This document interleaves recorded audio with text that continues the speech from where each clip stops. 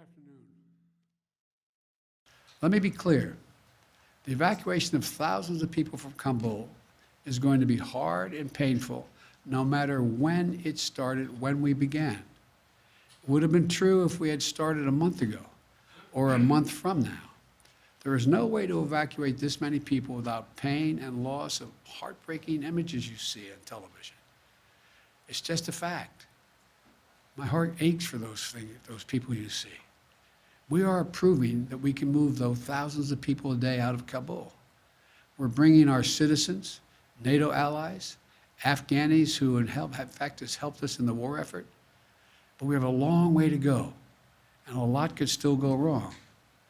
But to move out 30,000 people in just over a week, that's a great testament to the men and women on the ground in Kabul and our armed services.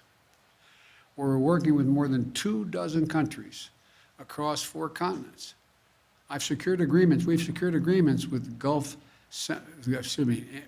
across the Gulf, in Central Asia, and in Europe, including processing centers in Qatar, Germany, Kuwait, Spain, and elsewhere.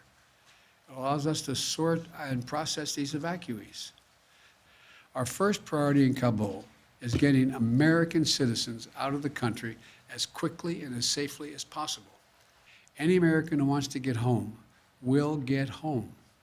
As of this morning, we have evacuated nearly 28,000 people since August the 14th on both U.S. and coalition aircraft, including civilian charters, bringing the total number of people we've evacuated since July to approximately 33,000 persons.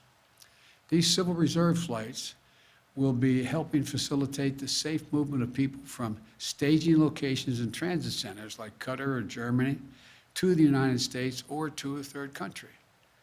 None of them will be landing in Kabul. Now, the American aircraft, as part of this, will not be going to any country but the United States. Planes taking off from Kabul are not flying directly to the United States. They're landing at U.S. military bases and transit centers around the world. Number 2, at these sites where they're landing, we are conducting thorough scrutiny, security screening for everyone who is not a U.S. citizen or a lawful permanent resident. Anyone arriving in the United States will have undergone a background check. Number 3, once screened and cleared, we will welcome these Afghans who helped us in the war effort over the last 20 years to their new home in the United States of America, because that's who we are. That's what America is. So many of these Afghans stood bravely by U.S. troops in Afghanistan. And now, the United States, including veterans groups, refugee settlement agencies, religious organizations, and so many others, are standing with our Afghan allies. And I want to say again, just how difficult this mission is and how dangerous the dangers it poses to our troops on the ground. The security environment is changing rapidly.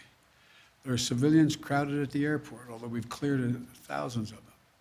We know that terrorists may seek to exploit the situation and target innocent Afghans or American troops. But we're under no illusions about the threat. I said on Friday, ISIS-K is a sworn enemy of the Taliban, and they have a history of fighting one another. But every day we have troops on the ground. These troops and innocent civilians at the airport face the risk of attack from ISIS-K from a distance, even though we're moving back the perimeter significantly. We're working hard and as fast as we can to get people out. That's our mission. That's our goal.